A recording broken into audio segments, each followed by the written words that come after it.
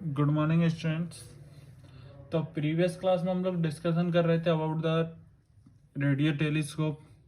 ठीक है, तो रेडियो टेलीस्कोप में हम लोगों ने पढ़ा था कि रेडियो वेव्स हमेशा जो बहुत जिनकी फ्रिक्वेंसी बहुत कम रहती है, हाई वेवलेंथ रहती है, ऐसी वेव्स के लिए हम लोगों ने किसका रेडियो टेलीस्कोप का यूज किया था, जिनका डायमीटर, जिनमें क्या रहती है, एक पैराबोलिक डिश रहती है, उसमें एक एंटीना भी रहता है जो उनको क्या करता है, फोकस करता है रिफ्लेक्टेड वेव को। फिर उनको हम एम्पलीफायर के थ्रू होते हुए कहाँ तक ले जाते हैं, कंप्यूटर तक ले जाते हैं, और उन सिग्नल को कैच करके हम उनका क्या फॉर्म करते हैं, इमेज फॉर्म करते हैं।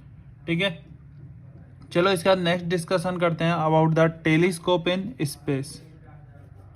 टेलीस्कोप इन स्पेस का डिस्कशन करते हैं। ठीक, तो एक बात बताओ, जो रेडियो वेव्स है और जो विजिबल रीजन है, इन सब की क्या फ्रीक्वेंसी ज्यादा रहती है, कम रहती है? इन सब की फ्रीक्वेंसी क्या होती है, कम रहती है। ज्यादा फ्रीक्वेंसी किसकी रहती है, गामा रेज की, एक्स रेज की फ्रीक्वेंसी क्या रहती है, बहुत ज्यादा रहती है। तो रेडियो वेव्स और विजुअल रेज के लिए हम लोगों ने किसका यूज किया, रेडियो टेलीस्कोप का यूज किया, या फिर हम आई से भी विजुअल रेज को देख सकते हैं। ठीक है, तो यदि जब ये वेव्स आती हैं किसी भी हैवी ऑब्जेक्ट से या हैवी बॉडी से, तो इनको यदि अब हम बात किसका कर रहे हैं, स्पेस का देखने का, तो स्पेस से जब भी आएंगी तो क्या इनको अर्थ के एटमॉस्फेयर को क्रॉस करना पड़ेगा। इनको किसको क्रॉस करना पड़ेगा, अर्थ के एटमॉस्फेयर को क्रॉस करना पड़ेगा। और जब ये अर्थ के एटमॉस्फेयर को क्रॉस करती हैं, जब ये अर्थ के एटमॉस्फेयर को क्या करती हैं, क्रॉस करती है, तो बहुत सारे रीजन से क्या होता है, इनका इंटेंसिटी डिक्रीज हो जाता है, इनमें कुछ डिस्टरबेंस जनरेट हो जाता है। क्योंकि ऐसा तो है नहीं कि सिर्फ एटमॉस्फेयर में यही वेव जनरेट हो रही है, इनके साथ साथ एटमॉस्फेयर में बहुत डिफरेंट डिफरेंट टाइप्स की वेव जनरेट है। उनकी वजह से क्या होता है, इनमें डिस्टरबेंस जनरेट हो जाता है, इनका इंटेंसिटी भी कम हो जाता है एक डिस्टेंस ट्रेवल करने के बाद। तो हमें क्लियर इमेज नहीं मिल पाता है, है। अब यदि हम बात करें कि इनको दूर करने के लिए क्या करें, तो इनको दूर करने के लिए क्या होता है कि कभी पहले साइंटिस्ट लोग क्या करते थे कि एक हाइट पे, जैसे माउंटेन्स और उन सब पर जाकर क्या लगा देते थे, टेलीस्कोप। माउंटेन्स और इन सब पे क्या लगाते थे, टेलीस्कोप लगा देते थे।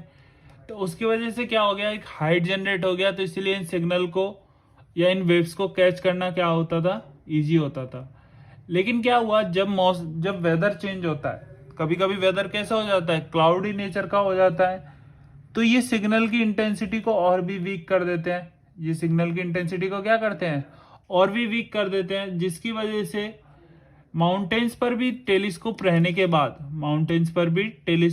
के बाद सिग्नल उतना अच्छा इंटेंसिटी का नहीं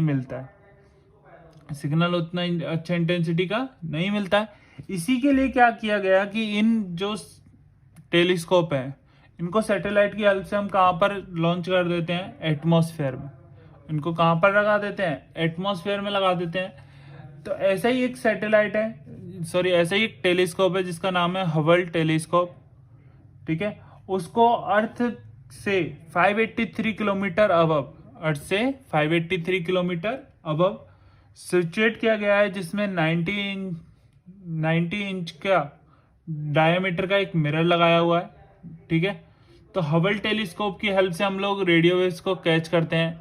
ऐसा ही एक सेम टेलीस्कोप और प्लेस किया गया है जिसका नाम है चंद्रा। उसे प्लेस किया गया है to find out the x-ray. उसको किसके लिए फाइंड आउट करने के लिए लगाया गया है, एक्सरेज को फाइंड आउट करने के लिए लगाया गया है कि किसी भी हैवी ऑब्जेक्ट से कोई भी एक्सरेज जनरेट हो रहा है, तो उन सिग्नल को कैच कौन करेगा। एक और टेलीस्कोप लगा दिया, उसका नाम क्या है, चंद्रा। ठीक है, तो ये सब किसके बारे में है, टेलीस्कोप इन स्पेस की। स्पेस में टेलीस्कोप लगाने का रीजन क्या था, तो एक बार दोबारा से सुनना। अब यदि किसी भी हैवी ऑब्जेक्ट से कोई भी रेडियो वेव्स या विजिबल रेज जनरेट हो रहा है, तो उनको किससे होकर क्रॉस करना पड़ेगा, अर्थ का और एटमॉस्फेयर से होकर क्रॉस करना होगा। और जब भी वो वेव्स अर्थ के एटमॉस्फेयर से क्या करेंगी, क्रॉस करेंगी, तो उनका इंटेंसिटी क्या होगा, डिक्रीज होगा। इसी के साथ साथ कोई दूसरी वेव यदि उनके साथ मिक्स हो गई, तो उसमें क्या जनरेट हो जाता है, डिस्टरबेंस जनरेट हो जाता है। उन्हीं डिस्टरबेंस की वजह से उसका इंटेंसिटी डिक्रीज हो जाएगा, उनका इंटेंसिटी डिक्रीज हो जाएगा। हमें उनके वेवलेंथ, ठीक है, हमें जितना इंटेंसिटी का चाहिए उतना इंटेंसिटी का नहीं मिल पाएगा, हमें उनका क्लियर इमेज नहीं मिल पाएगा, हमें उनका क्या नहीं मिल पाएगा, क्लियर इमेज नहीं मिल पाएगा। और अर्थ का वेदर लगातार क्या होता है, चेंज होता है। अर्थ का वेदर लगातार क्या होता रहता है, चेंज होता है। तो कभी कभी ज्यादा क्लाउडी वेदर होने की वजह से हम उन सिग्नल को सही से कैच नहीं कर पाते हैं। तो पहले साइंटिस्टों ने क्या सोचा कि हम इनको हाई प्लेस पर या एक सफिशिएंट हाइट पर प्लेस कर देते हैं। तो उन्होंने टेलीस्कोप को कहाँ पर प्लेस करना स्टार्ट किया, माउंटेन्स पर। ये भी अच्छा था, लेकिन कभी कभी जब वेदर बहुत ज़्यादा खराब होता है तो हमें कुछ भी इंफॉर्मेशन नहीं मिल पाती है, तो हमें किसी भी चीज़ की, या रेडियो टेलीस्कोप है वो सही से वर्क नहीं करता है। इसी के बाद क्या सोचा गया कि टेलीस्कोप को कहाँ पर, अर्थ के एटमॉस्फेयर में क्या किया जाए, प्लेस किया जाए। तो ऐसे कुछ कुछ टेलीस्कोप प्लेस किए गए थे। एक हबल टेलीस्कोप को प्लेस किया गया था। हबल टेलीस्कोप को अर्थ के एटमॉस्फेयर से 583 किलोमीटर अबव प्लेस किया गया। ऐसे ही एक और था चंद्रा, उसे किसके लिए प्लेस किया गया, एक्सरेज को फाइंड आउट करने के लिए, हैवी ऑब्जेक्ट को, ठीक है।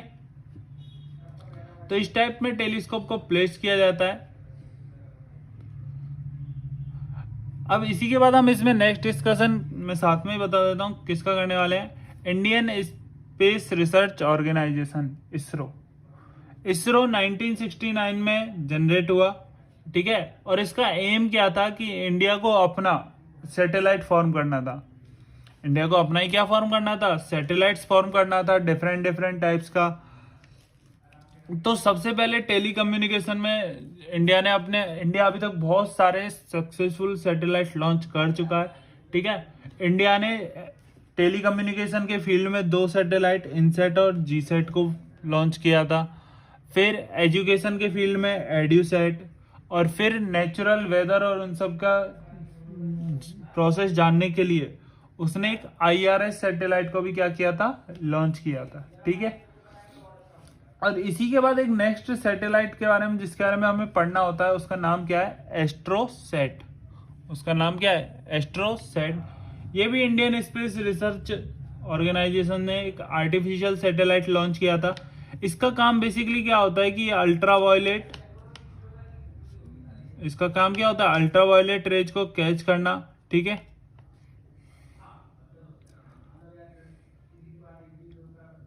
तो ये अभी हम इस चैप्टर में तो इन सब के बारे में लिख लेते हैं। चलो हेडिंग डालो, टेलीस्कोप इन स्पेस। हेडिंग क्या डालो, telescope in space. Rays generated by या waves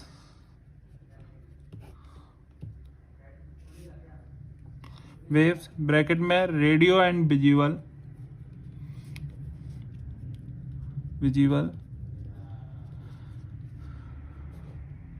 generated by heavy object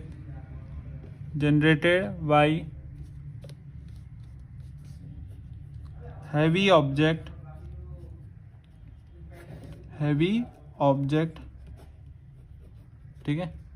waves bracket में radio and visual generated by heavy object are captured by radio telescope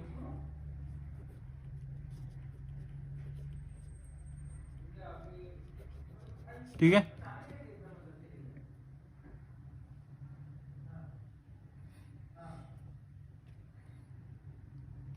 These waves have to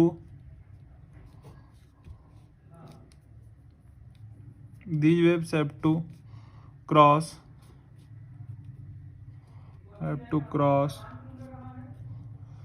Earth's atmosphere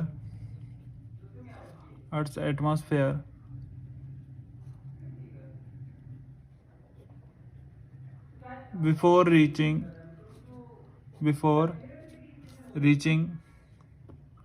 to the telescope,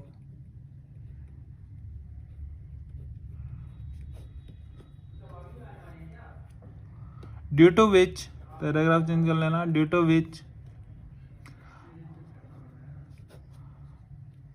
intensity of wave decrease, and also intensity of wave decrease, and also some disturbance are generated, some disturbance are generated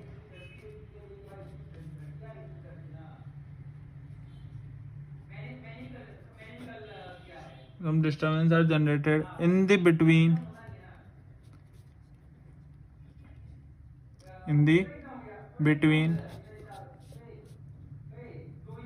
ठीक है, some disturbance are generated in the between, due to which clear image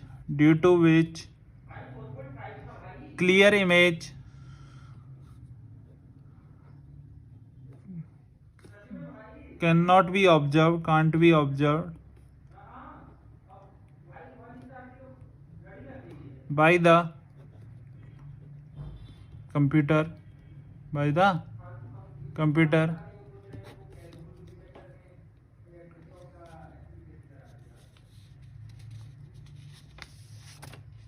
ठीक है।